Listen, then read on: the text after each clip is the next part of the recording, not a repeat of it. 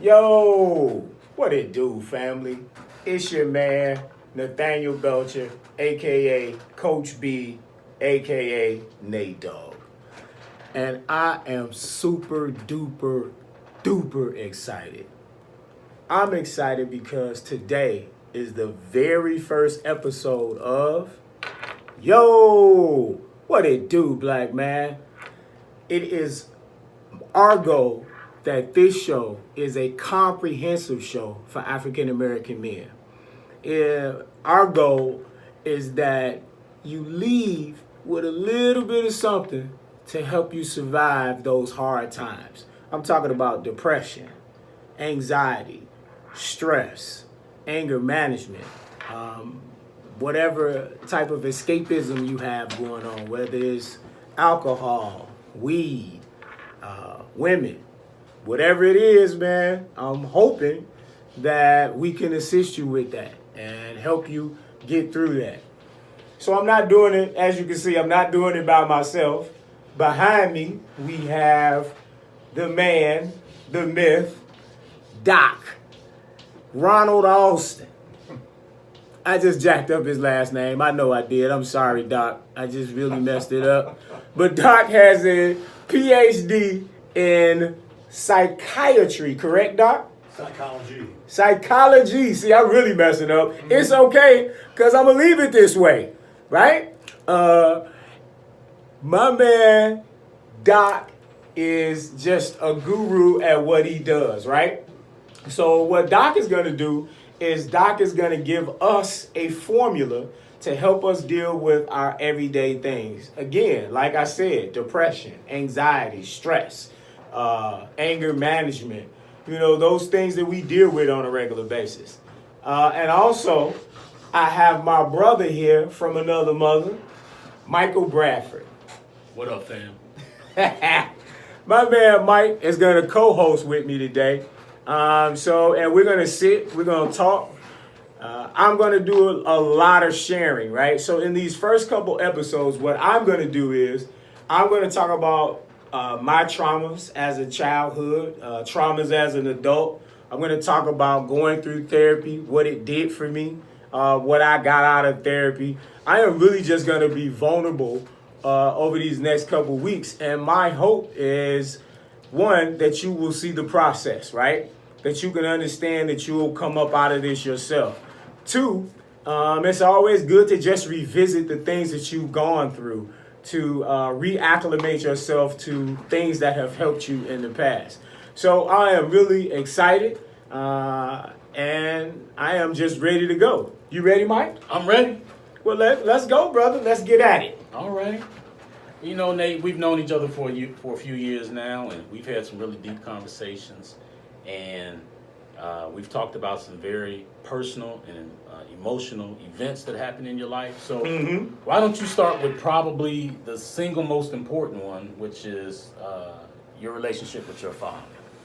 So me and my pops, unfortunately, growing up, we didn't have a real strong relationship. It's a common story that you hear that your dad left, right? And I was told that at a certain age, my father and my mother decided that they didn't want to do it no more, and that they were going to go their separate ways, right? Mm-hmm. And so, I had to grow up with that. But it's interesting as you grow up, you realize that there are always other sides to the story. Exactly. There's always another side to the story. And so at the age of 36, I developed a relationship with my father. And we're fishing. And so I sit and I look him dead in his eye. And I say, hey, man, why you leave? And he kind of chuckled. And he's like, you want to know? You want to know the truth? I'm like, let's talk. So we sit and we talk. And he looks me in my eye. He said, man, I came home one night. I was drunk. Your mama was running her mouth. She wouldn't stop. He's like, you know how your mama's mouth can be? I'm like, yeah, I do know. He said she wouldn't stop. He said he felt like he could pull it. So he gave her a fresh one. He said that didn't go over too well. Yeah. I wonder why. He went to bed. He said he got one of the worst whoopings he probably ever got in his life as a grown man. He said that she was hitting him and beating him with a broom. He slid off the side, pulled the mattress over. He said she left the room and went and made a phone call. And he said he heard the one name that he needed didn't want to hear, which was my uncle. Raymond. He didn't put his hands on me. Now, anybody who know me know my Uncle Raymond. My Uncle Raymond is Rottweiler. He coming. And he ain't coming by himself, and he ain't coming empty-handed, if you know what I mean. So Pops got up and left. I'd have left too. I wouldn't have wanted that smoke. Right. Flat out. Right. So, again, you grow up, you know you hear one story, and it affects you, right? But then as an adult, you learn another story. Yeah. So you figured you had to hear from both sides. Oh, absolutely. And then how did hearing from the other side make you feel about him? Did it really change your opinion of him? So for me, I looked him in the eyes and man, I said, you got a clean slate, dog. Whatever we gonna do, let's do it from right here and go forward. Okay. I ain't mad. All right. You know, because I was lied to as a child, essentially. I was lied to, right? And that wasn't his truth. Right. But, yeah. Okay. But, okay. It's always a but. Yeah, there's always a but. And okay, so we talked a little bit about your father and his side of the story, and there was at least a very significant event in your life that you mentioned to me a couple times, but never really got into a whole lot of details. So why don't we talk about that a little bit now? I think you already know what I'm talking about. You talking about being molested? Yes. Okay. So molestation started for me at the age of 8. It was actually by a girl, right? You know, growing up, society. A girl or a woman? Well, as they do in the crime shows, we gonna change a little facts to protect the innocent, right? Okay. So we'll just say she was 6 to 10 years older than I was. Okay, 6 to 10. Okay, so okay. Right? All She's 6 to 10 years older than I was. And you're 8 years old. I'm 8 years old. Okay. And how I was groomed was she always told me, "You're cute. You have cute dimples." And show me your smile, and I give you a kiss. So it started off as a kiss on the cheek or a kiss on the forehead. And then, it gradually graduated. And then I got an invite to the house. And I was, like I said, 8 years old, man. So I'm 8, I get an invite to the house. The first time is I get to see a little something, get to touch a little something. I'm a boy. Of course I'm excited. I'm coming back. And she kissing on me too, not realizing that I'm being groomed. So 8 years old, that's 1976. The beginning of the summer, we're kissing, petting each other. By the end of the summer, I'm performing oral sex on her. Right? So fast forward to now I'm 9. Okay. So this only happened over the summer. It wasn't regular. It was kind of periodic, right? So now I'm 9 years old. Now we're both full frontal nudity. Now I'm being touched. Oral sex is being changed between the both of us. And also, there is a man that has been introduced. He don't do nothing. He's just sitting in the room in the back, in the corner, jacking off, or masturbating, I guess I should say, right? Well, you can keep it real. Yeah. That's what it is. I think everybody know what it is. Yeah, so he's literally just watching while she and I are engaged, right? So now fast forward to now 1978, I'm 10 years old. Full again, only in the summertime. My man is in the back of the Same guy in the back of the room. Same in the back of the room. But this one particular time where we are engaged, and she asked me to lay on her. Which was something new? Yeah, to lay down on her. And when I laid on her, she put her arms around me. Right? And then she asked me to lick and suck on her nipples while I was doing this. In the moment while I'm hearing footsteps, and then I feel a hand in the middle of my back. It's his hand. And then I feel him adjusting himself to insert himself into me. And then it's on. He's in his space, And I'm like, no, what the fuck? Was this, it hurts first off. Secondly, it don't feel natural. Like a man, that's not what I'm used to. You shouldn't be touching me. What you doing? So I'm fighting trying to get away. The only way I was able to get away was to bite her. I had to bite her on her chest because she was literally holding me.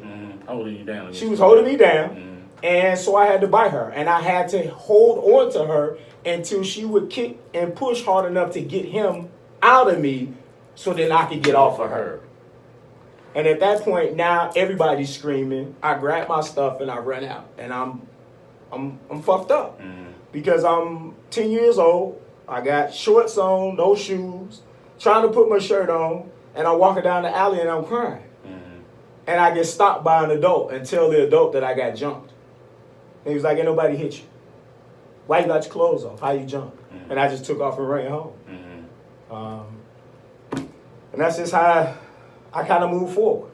I never told anybody. To probably, I was like, I don't know, man. I was probably like about between 14, 15 years old. I tried to talk to somebody about it, and it didn't go over well. So I never talked about it again. But you didn't try to talk to a professional about it. You tried. Oh no, absolutely not. Just as a friend, relative. Yeah, as a young black man, I didn't know a professional to go to, and I definitely didn't want to go. I didn't want to go to my uncle because he'd kill her. Like I know what he would have done to do, right? And I didn't go to my mother's boyfriend because they both got the same mindset, right? And what mindset is that? They would have killed him. They would have killed him. No, it wouldn't have been no hurt. They'd have killed dude, right? It wouldn't have been no hurt. Yeah, and I just didn't want to open that can. I knew it was. So you just held on to that. I just sucked it up.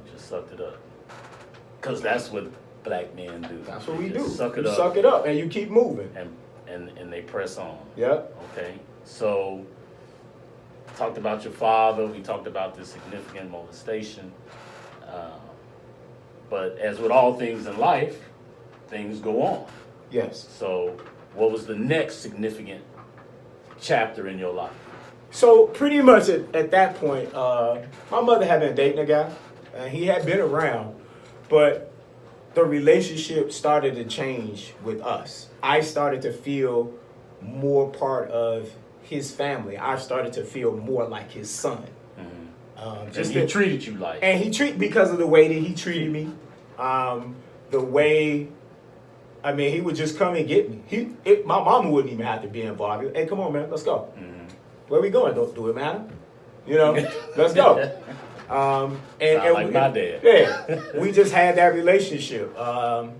He had his son. He had a family. Ex-wife, and he had his son. But his son and I, a year apart, we kicked it. We used to hang out. So for me, it was being accepted by another man.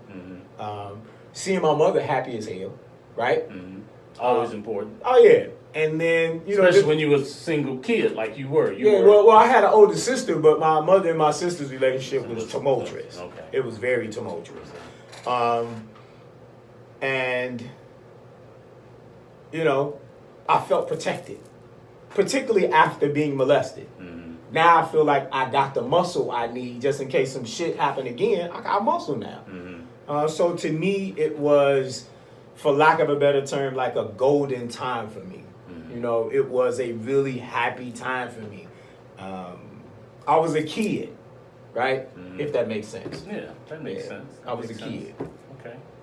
All right. Well, okay. So there was golden years. Things were going well. You in a stable, familial, absolutely, relationship. Things are going well. And then what happens? The bottom fell out. But the beginning of the bottom fell out. Unfortunately, the gentleman I'm talking about, my mother's boyfriend, significant other, had to go sit down. So he had to leave. As they used to say, he had to go down south.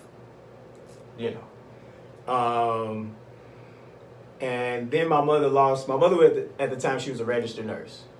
She used to work at Jackson Park Hospital, and she also worked at a couple of different senior facilities. and she lost her ability to practice. Don't know why. Well, I know why, but that ain't important. Okay. And so I literally watched my mom slide into a state of depression.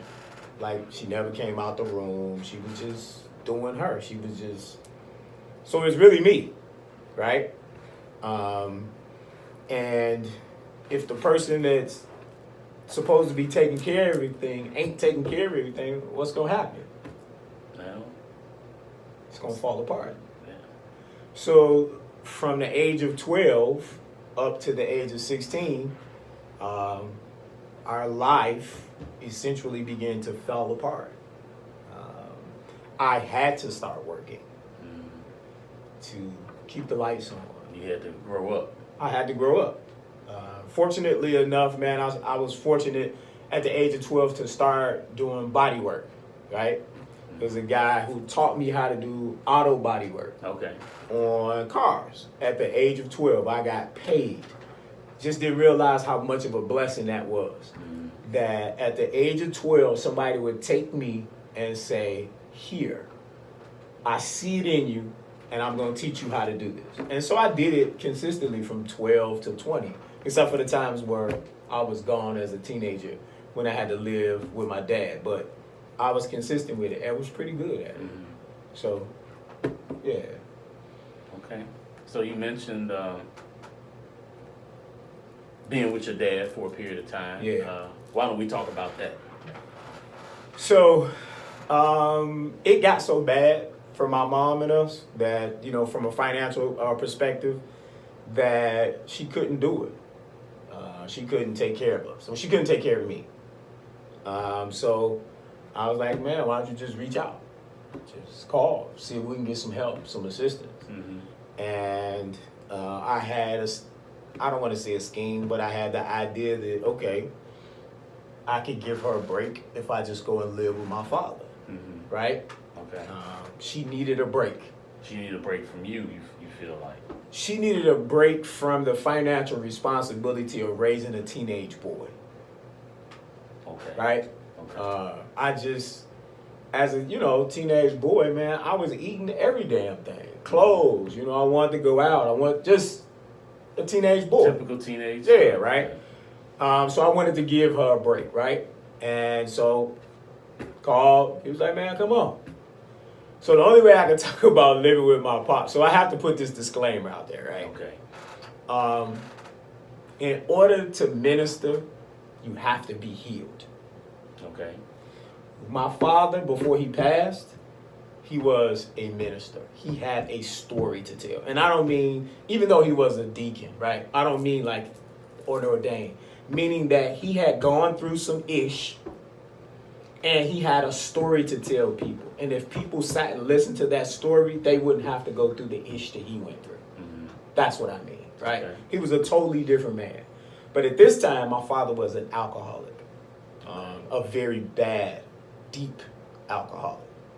When you went to live when I with was him living with him. As a teenager. As a teenager. Okay. So I'll just talk about it in 2 years in quarters, right? As if we're playing football. Okay. All right? So you were playing football at this time sometime. Yeah. So junior year, I moved to Memphis, right? First quarter. We were in Memphis probably till halfway through the first quarter, then we moved to Dallas, right? So started school in Memphis, got to transfer out, now I'm in Dallas. Got to transfer into this school. Second quarter, starting off pretty smooth. New friends in Dallas, kind of enjoying myself. Halfway through the second quarter, we get put out. You and your dad. Me and my dad, we get put out of where we moved. Where you were living. So he had a family that was in Dallas. And we got put out of that house. So, okay. So we go to this place, it's townhomes, co-op type area, right? Not the greatest, right?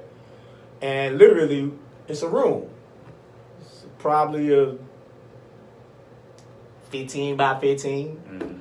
A room, kitchen in the back, door, bathroom, wall, front door. Room. One room efficiency. One room. There you go. One room efficiency. That's what it is. Okay. Go into the the bathroom, right? No furniture, no nothing. So Saturday, we there together. Sunday, we there together. Monday morning, I gotta catch the bus to school. Okay. It's a hike, but I gotta do it. Come back, no dad. Keep going, a couple weeks, going back and forth to school. And I do have a part-time job. No dad, right? So He didn't leave you any money. He didn't leave you any word. He just you came back from school one day and he was gone. I knew where he was at. Oh, you knew where he was at. Yeah, he was back where we got kicked out of. I got kicked out. Oh. And he said we. Oh. And so I'm living literally as a teenager in this one bedroom efficiency that's on the other side of town that I have to get up and catch the 4 or 5 o'clock bus to get to school on time. And then I got to catch the last bus when I get off work to get back. Fortunately, I worked at McDonald's and I'm from Chicago. So me being in the hood in Dallas really didn't affect me. You know me, I got a gift of gab. Right. Yeah, so. Third quarter, something happened. See, his friend follows me, come and gets me out the one room efficiency. Nah, man, you shouldn't be living here, blah, blah, blah. You come live with me and my wife. Go to live with him for about a week. My dad shows up. Don't want to say what my dad did, but he did enough that the woman was terrified. She was like, you got to go. So third quarter, I'm dropped off at work. The manager's is like, you homeless? What you mean you homeless? What about your dad? It's like, I can't live with my dad. What? Can't live with my dad. Ended up living with one of the managers. Third quarter, fourth quarter, come back to Chicago, thinking everything is over with. I don't have to do this shit no more. Mm-hmm. Wasn't the case. So now you back in Chicago with your mom. Back in Chicago. Hoping everything's going to be straight financially with her. Mm-hmm. Had her situation changed? A little bit. A little bit.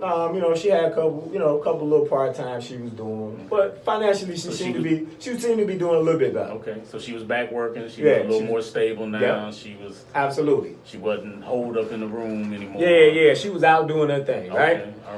All right. So senior year starts, try to get enrolled back into my neighborhood Chicago school. Don't work. They like, hey, they won't send us the paperwork. Like, what you mean? Well, you all went through all of this to have his dad enroll you in here. And you got to go through hoops to get out because his dad did it and he the only one that could get him out. So now, unbeknownst to me, my mama didn't cuss my daddy out, right? So, she had a right to, but she didn't cuss him out. So he like, well, guess what? Now y'all got to figure it out. So I had to move back. I had no choice, right? But you had to go back to Dallas. I had to go back. What else could I do? The only person that can, I don't know if this is the right role, unenroll me, right word, unenroll me. Disenroll. Yeah, disenroll, right, whatever. Yeah. Was him. He was the only person that could do it because he was your legal guardian. He was my legal guardian to the Dallas public school system. Exactly. So had to go back. So of course I go back to the manager that I live with. Stay with him. His life ain't that great. Stay with him for a while. He and I had some words because of his lifestyle. Not that I'm judging anybody's lifestyle, but don't try to press your lifestyle on me. That's not my lifestyle. And he tried to press his lifestyle. We ended up having a physical fight, moved out, and I'm back homeless again, right? Fortunately, I had a friend that I hung out with who lived close, so I was able to keep my clothes and stuff at his house. But they lived in an apartment complex that had maybe 100 apartments or so. So it's always a vacant apartment. It's easy for me to get into an apartment. I can sleep in an apartment. I sleep in a closet. Whatever. I'm a survivor. That's what I'm going to do. Get caught. I got caught. The management knew that I used to hang out with this dude, my guy, who I lived, hung out with. So they took me to that unit and said, hey, we know this is your son's friend. We call him in an apartment. She was like, why are you living in an apartment? I'm like, 'cause I'm homeless. Shit. So she called my mom, stayed with them. A month and a half, 2 months later, she dies. The mother of your friend that you My just mother moved that in I with. just moved in with, she dies of some form of cancer, right? And they're white, right? So we're sitting in the kitchen this particular Sunday morning, and the dad is talking. And he looks at me and he says, Nathan, I really just cannot believe this. This is so hard for me. I just really can't believe that we're here at this point. He talks about how much his wife loved me, right? And then he talks about his son loving me. And he looks at me and he says, well, hell, Nathan, even I love you. He said, but I just cannot have a nigger living here in my house. So it was almost like clockwork, man. After he said that, it come a knock at the door. His biker boys show up. Couple grab Kelly, right, who's my friend. Couple grab me, and the rest go in the room and pack my stuff up that's in the room. Take my stuff out, take me out, put me in the pickup truck, my stuff, drive me to the front of the apartment complex, sit me out, and one looks me dead in my face and said, if you ever knock on that door again, nigger, I will bust your fucking head. Okay, I got it. I ain't gotta come back. I'm smooth on that. Right, time to move on. Time to move on, player. I am fully with that one. I ain't stupid. Right? So, yeah. And then so what happened? So then, after I am out of Kelly's house, I then move into with a family. And I spend up to the third quarter of my senior year. I spent up to the third quarter of my senior year with the family. And it was just too much, man. I just had to come back to the crib. Mm-hmm. It was too much. It was a lot, man. Yeah. I wasn't really focused on school. Sound like a lot. And it's not my family. Mm-hmm. He's not my people. Right. So I just came back to the crib. And you just came back to Chicago. Yeah, I came back home. I came back to Chicago. Mm-hmm. I came back to Chicago. And then started working. So that is the first half of my existence in this world. That's some deep stuff there, brother. Yeah. Yeah. Doc, what you want to throw in on it? We got 28 minutes. What I'm hearing are a lot of consistencies that are running roughshod over several generations. Mm-hmm. And your parents, they had issues. You obviously wound up having issues. Mm-hmm. Your dad had issues. So none of us can escape this whole idea of emotional upheaval. Mm-hmm. All right. So through our emotions, dealing with our emotions, we have to identify what those emotions are. Okay. So you talked about depression, you talked about anxiety, Mm-hmm. and all of these things Pay attention, y'all. created a timeline which you have identified Mm-hmm. very graphically. Mm-hmm. This is your timeline based on your story, Mm-hmm. co-hosted by Mike. So what people have to understand is that anger is a very big word. Mm-hmm. But they are cousins to being angry. Right.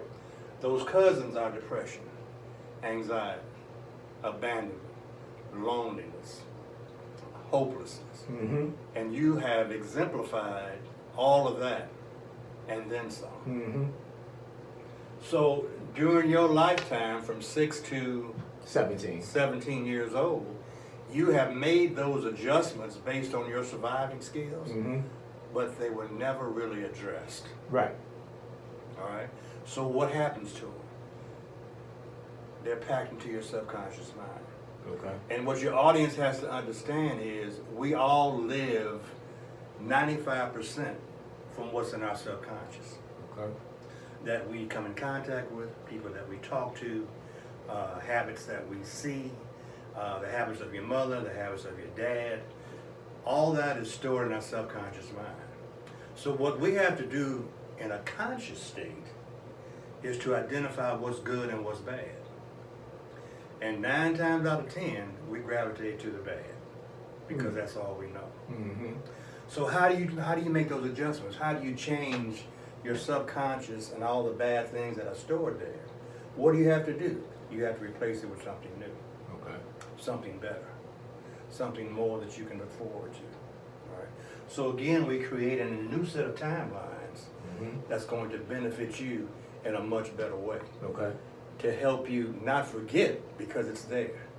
You've been traumatized. Mhm. We've all in some way have been traumatized. Mhm. All right. So what do you have to do as an individual? You have to find those things that what you're doing now, helping other people, Mm-hmm. find their place in life, create a platform that you're going to be comfortable in, and working out of that slot where you don't have to go back to what happened before. Mm-hmm. All right. So for me personally, being diagnosed as acute post-traumatic stress, and I say it's a condition, it's not a disorder, Right. because a disorder is temporary. Mm-hmm. This is a condition Mm-hmm. that I'm still dealing with today. Okay. All right. Even with all your accomplishments. Even with all of my accomplishments. But my driving force were my accomplishments. Mm. Okay. I found another way Okay. to deal with those bad things that I dealt with in Vietnam. Okay. All right. The conduit, the caveat to that story is my stuff started when I was 12 years old and my mother and father divorced. Mm. And it took a long time for me to distinguish that because I had no framework as to how to put it all together. Mhm. I just knew that my mother was sad. She was working hard, working 2 jobs, trying to see to it that I had everything that I needed as a kid. Mm-hmm. And I did, man. I never wanted for anything. I Mhm. dressed just as good as anybody else. I went to Catholic schools. I didn't see any of that stress Mm. That your mom was going through. that she was going through. Yeah. Okay.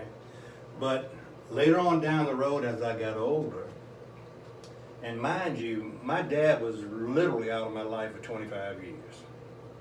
Mm. We didn't do anything, you know. And most of my friends, they were still with their mothers and fathers. And I had to hook up with their fathers when they went on field trips or they went out to the play lot and played baseball. You know, I had to become another part of somebody else's family. Been there. So, I mean, that's a cold shot Mm-hmm. for a young kid, 12, 13 years old. But quietly and consistently, it taught me survival skills. Mm-hmm. And I became an overachiever. You know, I was the jock in high school. Mm-hmm. I was an academic.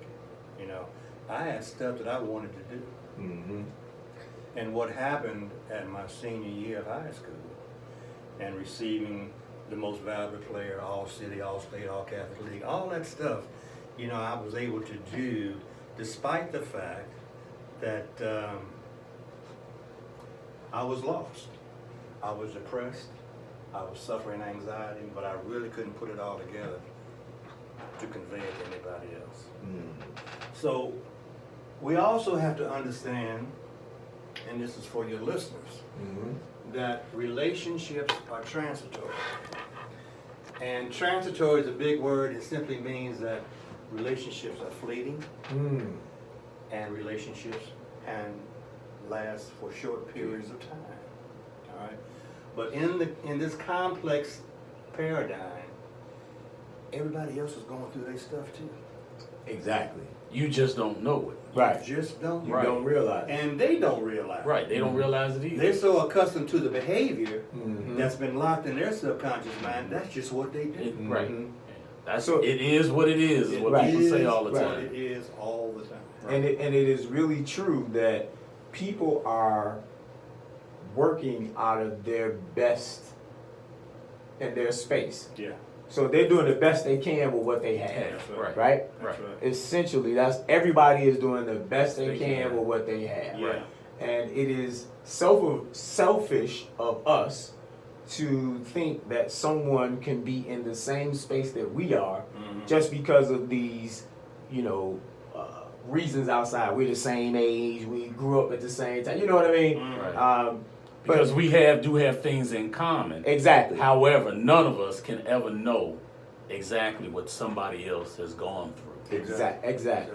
Especially because most of our relationships are transitory and fleeting. Right. And we don't, especially when we've been through the trauma and change that, like you went through, severe Exactly. trauma and change. Exactly. Yours too, but you still had more stability in yours. Nate seemed to come in waves, Yeah. but still, it was still transitory and it was still fleeting and in short periods. And it's hard to develop the grounding with other people that you need because everything is transitory. Yep. And you feel like, because I know I felt like it myself, I'm the only one going through this, whatever it is I'm going through. Exactly. Had I just opened my mouth and talked to my contemporaries, Mhm. I would have found out Yeah. that I wasn't the only one going through it. But I was too embarrassed. I was ashamed. I didn't want to show weakness. I didn't want to show that I was adrift. I didn't want people to know that I was lonely and depressed and anxious and, Exactly. and all this other stuff. You black men have to put on the front of always being the jock. And, at a certain time, it's like, I know like my family's like, okay, you're not a jock, but you're smart. You need to be smart all the time. Yeah. So they put that Pressure on me. And it's like, man, but I'm lost. I don't think I'm good enough. I don't think I'm smart enough. Why they putting all this pressure on me? How come they just can't accept me like I am? Exactly. Why am I the only one that feels like this? Right. But you were right though when you said if you just had taken the time to open your mouth, right, you would have found. That's the thing that I found in therapy, right? I found in therapy that there are more people that are like me than unlike me, right? Yeah. Because we, like the doc said, we all have trauma that we've gone through. Exactly. Right. But also in our community, therapy is not the word you want to say. Right. You can't. Mental health. Right. You don't want to hear mental health. Right. That's for crazy I'm people. not crazy. Exactly. Right. No, you're not crazy. But you have something that you're working through that you yourself can't get yourself through. Yeah. So you need some assistance. Yeah. That's all this is. You need Right. some assistance. And this show is about About to give you the assistance. right. So right there, family, we gonna take a pause for the calls and we gonna come back to y'all. Love y'all. Peace.